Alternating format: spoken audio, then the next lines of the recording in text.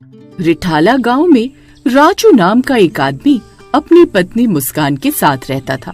एक दिन मुस्कान की माँ का फोन आता है। हेलो हेलो माँ, कैसे हो आप? मैं अच्छी हूँ बेटी, तुम सुनाओ कैसे हो? दामाद जी कैसे हैं? सब बढ़िया है माँ। आप बताओ, आपकी तबीयत कैसी है? पापा ने बताया था कि आपकी तबीयत ठीक नहीं चल रही है। हाँ बेटी, तबीयत थोड़ी ठीक नहीं चल रही आजकल। जब से तेरी शादी हुई है तब से घर खाली खाली सा हो गया है। तेरी बहुत याद आती है। अरे माँ, मुझे भी आपसे मिलने का बहुत मन कर रहा है। आप एक काम कीजिए, आप आज रात की ट्रेन पकड़कर कुछ दिनों के लिए हमारे घर रहने आ जाइए। आपका उदास मन ठीक हो जाएगा। है, तुम सही कहती हो। मैं आज रात ही निकलती हूँ। राजू दूर खड़ा सब सुन रहा होता है। अरे मर गए रे। अरे ये सासू माँ ने तो सच में यहाँ आने का प्लान बना लिया। अब क्या करूँ? अरे मुस्कान, मैं तो तुम्हें बताना ही भूल गया था। मेरा दोस्त कह रहा था कि चलो कहीं पहाड़ों में घूमने चलते हैं।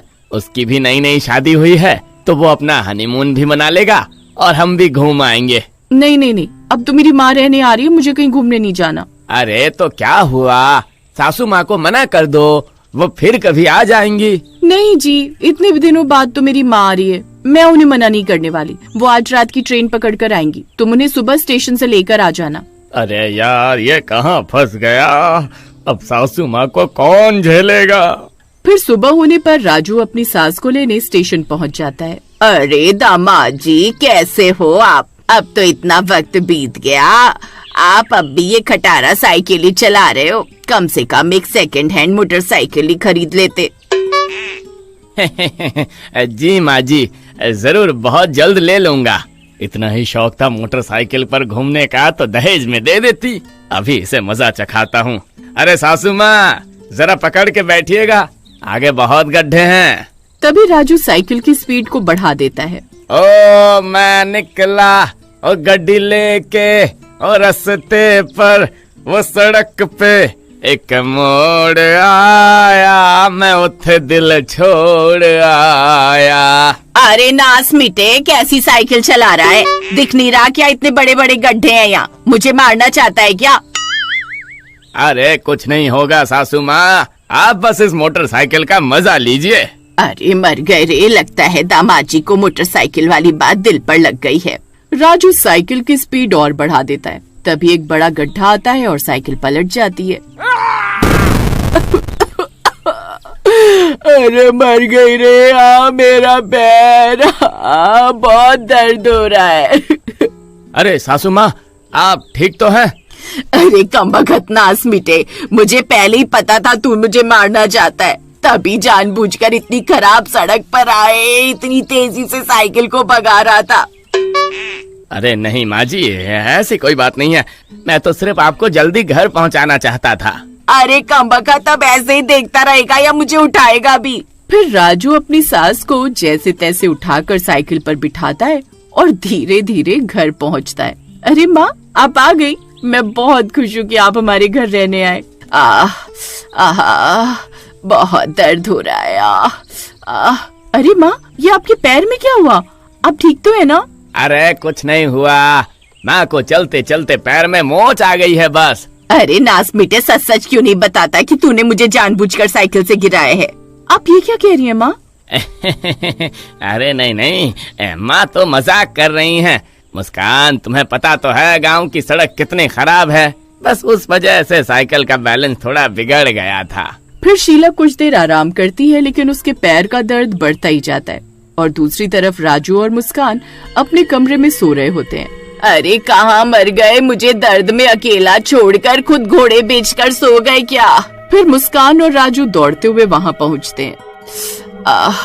अब मुझसे सहन नहीं होता, लगता है हड्डी टूट गई है, मुझे अस्पताल लेकर चलो। माँ सही कहती हैं, हमें इन्हें अभी अस्पताल लेकर जाना होगा।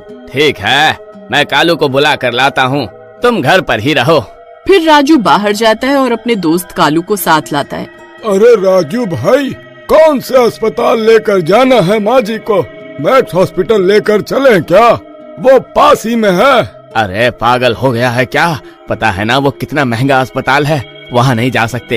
एक काम करते हैं, लोहिया अस्पताल ले जाते हैं, वो सस्ता है। लोहिया अस्पताल?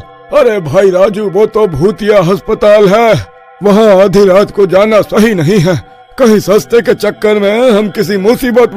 फिर कुछ देर में वो हॉस्पिटल पहुंच जाते हैं। वो हॉस्पिटल देखने में ही भूतिया लग रहा था। वहाँ बहुत अंधेरा था और उन लोगों के अलावा वहाँ कोई और मरीज नहीं था। अरे नास मिटो, ये मुझे कहाँ ले आए? इस अस्पताल में तो कोई और मरीज भी नहीं दिख रहा। अरे मर गई रे, ये कहाँ फंस गई? अरे माँ जी, आप घबराओ नहीं। अरे डरने वाली कोई बात नहीं है। फिर राजू डॉक्टर के कमरे की ओर जाता है। वहाँ एक डॉक्टर अपनी टेबल के नीचे छुपकर बैठा होता है। अरे डॉक्टर साहब, आप यहाँ छुपकर क्यों बैठे हैं? चलिए बाहर, एक पेशेंट की टांग टूट गई है, उन्हें आपकी जरूरत है। अरे पागल, धीरे बोल। इतनी जोर जोर से क्यों बोल रहा है? अगर उसने सुन लिया तो हम सबकी शामत आ जाएगी। अरे डॉक्टर साहब, आप तो इतने पढ़े लिखे हैं, आप तब भी इन भूत प्रेतों की बातों पर विश्वास करते हैं? अरे बेवकूफ, इस हॉस्पिटल में रात होने के बाद कोई भी अपने कमरे से बाहर नहीं निकलता। यहाँ एक चुड़ैल का साया है। रात होने पर उसकी नजर जिस पर भी पड़ती है वो उसे कच्चा खा जाती है। तभी शीला दर्द के मारे जोर जोर से चिल्लाने लगती है। तभी शीला की तेज आवाज से उस हॉस्पिटल की चुड़ैल की नींद खुल जाती है और तभी वहाँ डरावनी डरावनी आवाजें आने लगती हैं। आज इतने दिनों बाद कौन आए मेरी प्यास बुझाने? अरे मर गए रे। अरे ये तो वही चुड़ैल की आवाज है जिसके बारे में गांव वाले बातें करते हैं। इसका मतलब ये कोई अफवाह नहीं है, यह सच में चुड़ैल का साया है। तुझे ये आवाजें सुनाई नहीं दे रही हैं क्या? तेरा दामाद जिस अस्पताल में लेकर आया है ये कोई आम अस्पताल नहीं है। रात होने पर कोई भी गांव वाला यहाँ आना तो दूर, इस अस्पताल के आसपास भी नहीं भटकता। डॉक्टर साहब, आप मेरे साथ चलिए और उनका इलाज करिए, नहीं तो वो ऐसे ही चिल्ला चिल्ला कर हम सबकी जान खतरे में डाल देंगी। फिर डॉक्टर राजू के साथ उनकी ओर जाते हैं। अरे माँ जी, आप चिल्लाइए मत, नहीं तो आपकी वजह से हम सब मर जाएंगे। फिर डॉक्टर शीला को दर्द का इंजेक्शन दे देता है। मैंने इन्हें दर्द का इंजेक्शन दे दिया है, सुबह होते ही इनका बाकी का इलाज हो पाएगा। तब तक आप इसी कमरे में रुको और गलती से भी बाहर मत निकलना। ऐसा बोलकर डॉक्टर वहाँ से भाग जाता है और अपने कमरे में जाकर टेबल के नीचे छुप जाता है। अरे कमबख्त राजू, तू मुझे ये कौन से भूतिया अस्पताल में लेकर आ गया? तुझे और कोई अस्पताल नहीं मिला था क्या? तभी शीला की आवाज सुनकर वो चुड़ैल उस आवाज को ढूंढने लगती है। अरे मर गए रे राजू भाई, अब हम नहीं बचेंगे। वो किसी भी वक्त हमें ढूंढती हुई इस कमरे में आ जाएगी। तभी वो चुड़ैल वहाँ पहुँच जाती है। उसे देखकर उन तीनों की सिट्टी पिट्टी गुल हो जाती है। अरे मर गए रे, यहाँ तो सचमुच चुड़ैल है। गांव वाले सच कहते थे राजू भाई, अब क्या करें? करना क्या है भाई?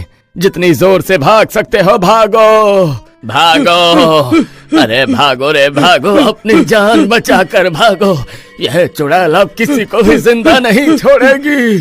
अरे भागो राजू भाई, पीछे मुड़कर मत देखना। अरे भागो रे।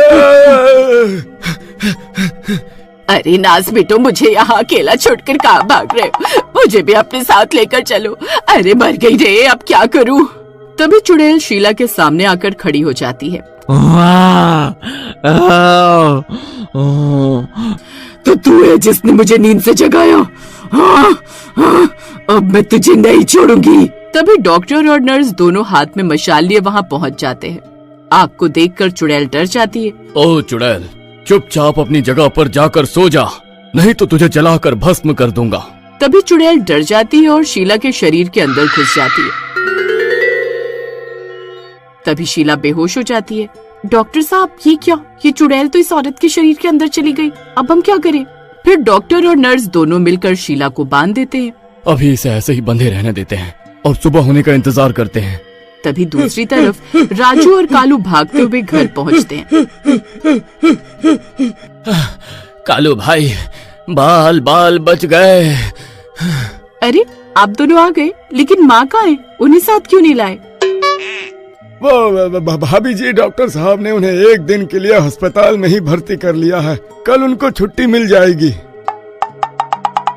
ठीक है, कल सुबह होते ही मैं माँ से मिलने अस्पताल जाऊंगी। ऐसा बोलकर मुस्कान वहाँ से चली जाती है। राजू भाई, अब क्या होगा? भाभी को कैसे बताएं कि हम उन्हें चुड़ैल के पास मरने के लिए छोड़कर वहाँ से भाग आए? अगर आप इसके आगे का भाग देखना चाहते हैं तो प्लीज कमेंट करिए।